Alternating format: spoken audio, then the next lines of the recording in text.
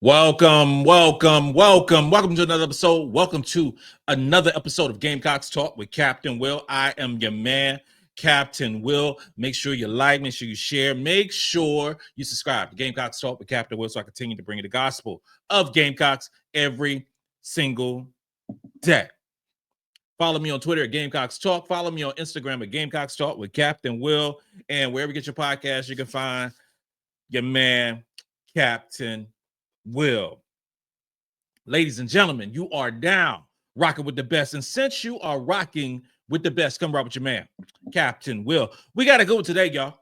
I said we got a good one today, y'all. We are talking about the impact. We are talking about the contributions. We're talking about the future of one Chloe Kitts.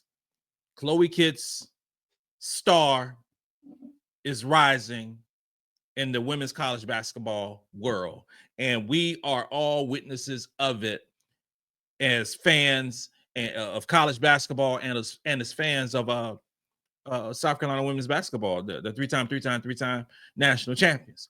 Chloe Kitts, her journey to South Carolina is a little different than most young ladies who come to the University of South Carolina.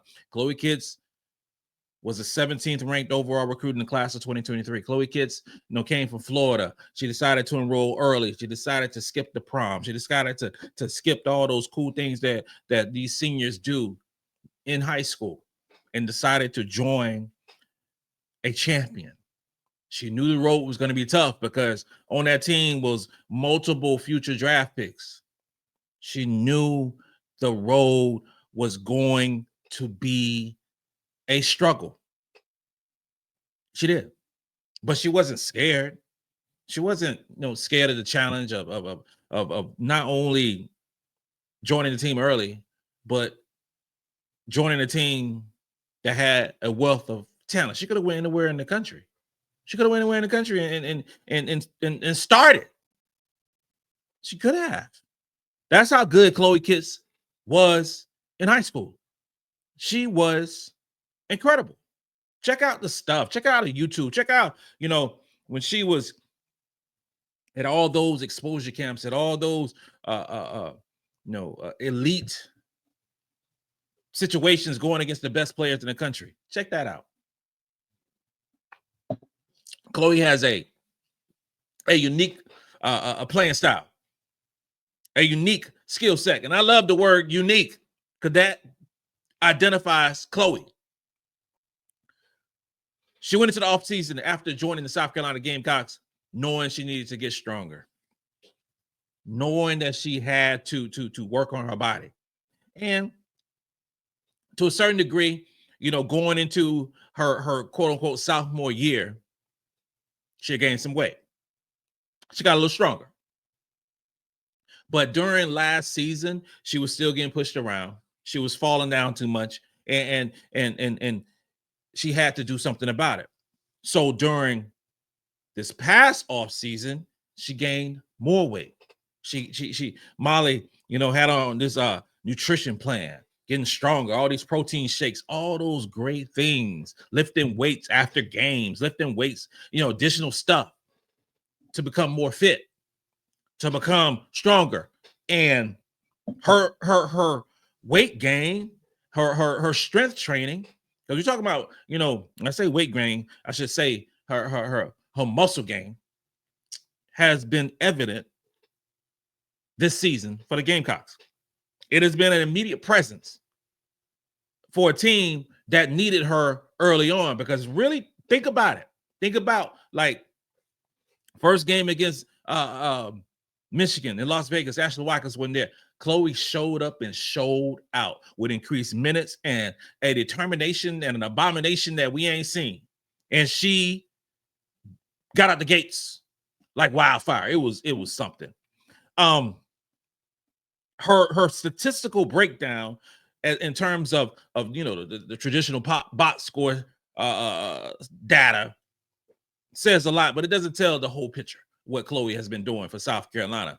And she's averaging about 18 minutes per game. She's a starter.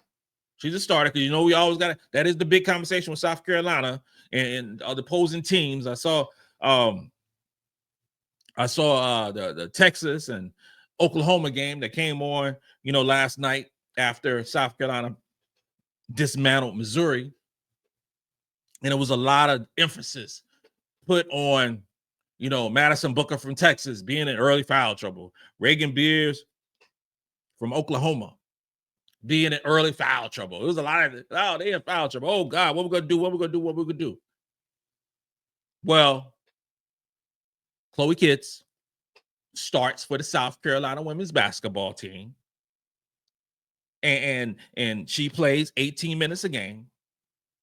18 minutes a game on a team like Texas, Oklahoma isn't starters minutes, but South Carolina, they are starters minutes. And she gets 9 points. She gets 7 rebounds. 3 of those 7 rebounds are offensive rebounds.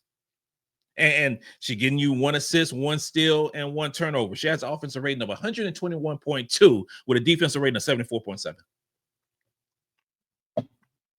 Those are great numbers in 18 minutes of play. And also it's great numbers in the pace of play that South Carolina plays this year. We're not a run and gun fast break type team. We aren't.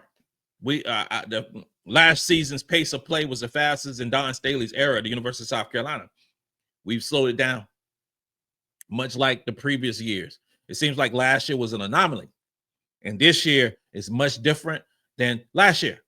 But despite the slow pace, Chloe's almost averaging a double-double in 18 minutes. Again, I watched the game, Texas and Oklahoma last night, run and gun. Oklahoma does that thing. We're going to take a shot within 12 seconds. Was it a good shot? A lot of times, no. But they're taking shots. Somebody shooting the ball. I can't wait till we play a team like Oklahoma. Can't wait. Run and gun against South Carolina if you want to. Run and gun, and let's say that one more time. Run and gun against a team like South Carolina if you want to. Okay? We'll talk about Oklahoma and we'll talk about Texas later. But back to Chloe Kitts and what she's doing in limited amount of minutes. She's 20th in the SEC in total rebounds. Okay?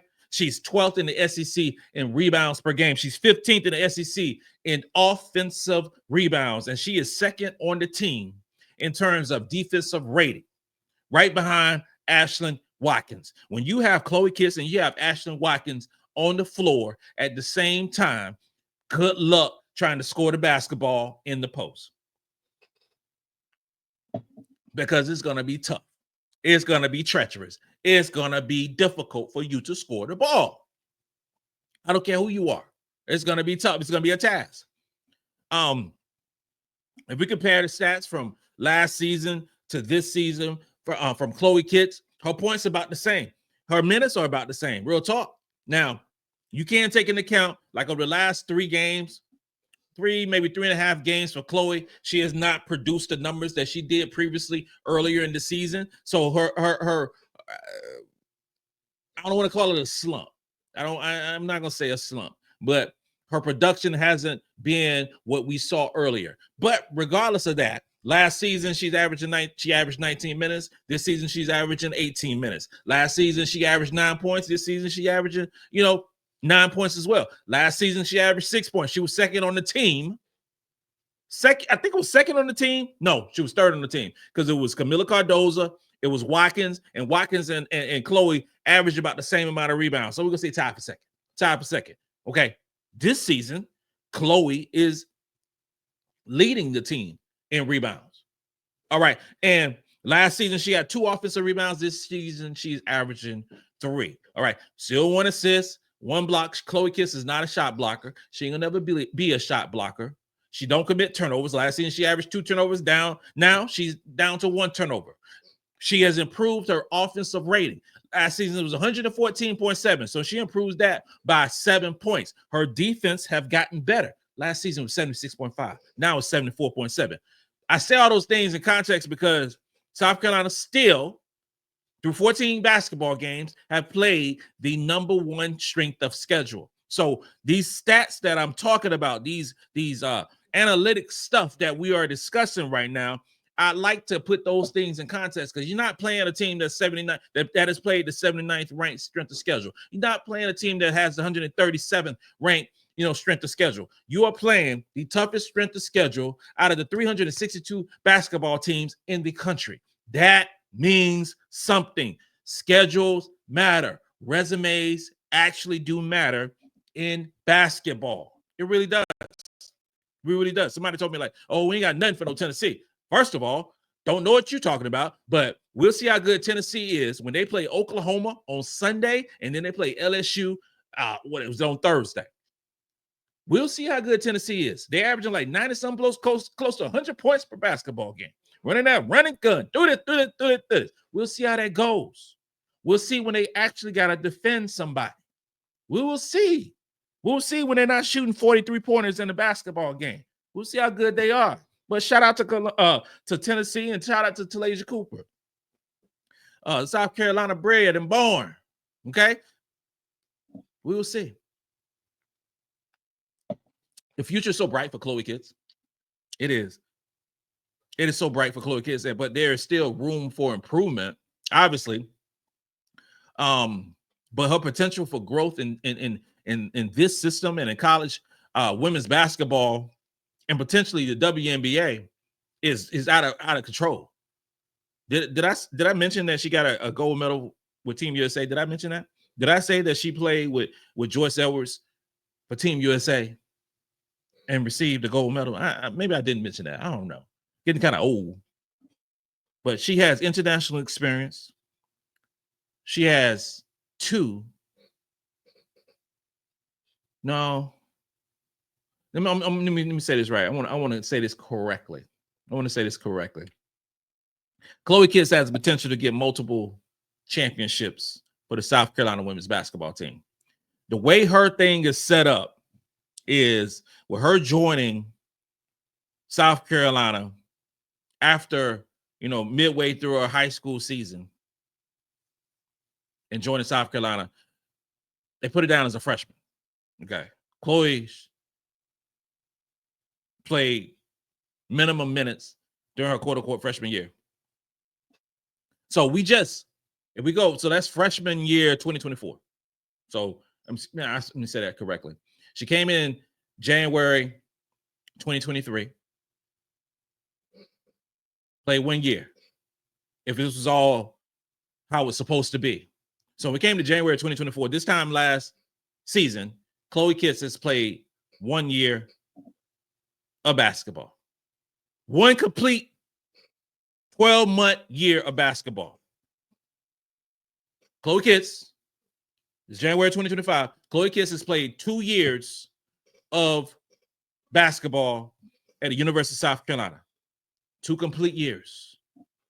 But she is classified as a junior. Put that in context. Put that in context of how quickly she's grown. If Chloe Kitts developed a 3-point shot, if Chloe Kitts have the ability to score at all 3 levels for the South Carolina women's basketball team, she is a top 7, top 5 WNBA pick in the 2026 class. Right now, she's averaging, I think it's 0.4 3-point attempts per game, meaning that she doesn't take 3-pointers. I saw some crazy stuff in last night's game. I saw Ashlyn Watkins taking a 3. I saw, Chloe is taking a few threes this season. And Don is trying to get them to expand their game because this is the difference between Don Staley and some of these other coaches. And I don't want to pick on LSU today. But there have been multiple players that have said that Kim Mulkey doesn't necessarily prepare her players for the WNBA. And I ain't making it up. Okay. Don Staley does. She legitimately prepares her players for the next level. She said it multiple times. So having players like Watkins getting comfortable shooting a 3-point shot because Here's the thing. Watkins in a junior year. Chloe's in a junior year. Both of those players are going to go into their senior year next year. And they're going to be trying to showcase the skills that they have for the WNBA as well. What if Chloe develops a 3-point shot? And that would almost make her unguardable for South Carolina. If she can extend her game and be a threat, and being a threat, maybe a 33 to 35% 3-point shooter and taking them at a decent volume. What if she develops that shot and shoots about 2 or 3 per game? She's going to be a problem. I expect her to work on that shot during the offseason. I expect her to get faster and stronger during the offseason to make her senior year the best that she's ever had. Chloe Kitt's contributions to the South Carolina goes far beyond the court because of the team's success and the way the team gets along so great. She could have transferred. Many players on this team could have transferred, but in particular, Chloe Kitts could have transferred and got more playing time. She could have transferred out and got 33, 35 minutes per game. She could have. Or she could stay at the University of South Carolina and continue to compete and continue to work and be challenged every day at practice. That's what's different. That's what's uncommon for South Carolina versus other teams. Shout out to Chloe and the growth that she's made over the course of the season and the continued growth she's going to have for the rest of the year. Make sure you follow her. Make sure you support her and the team as we continue to stomp towards another championship. This concludes another episode of Gamecocks Talk with Captain Will. I am your man, Captain Will. Make sure you like, make sure you share, make sure you subscribe to Gamecocks Talk with Captain Will so I continue to bring you that gospel of Gamecocks every single day. Ladies and gentlemen, you are now rocking with the best. And since you are rocking with the best, come rock with your man, Captain Will. Let's go.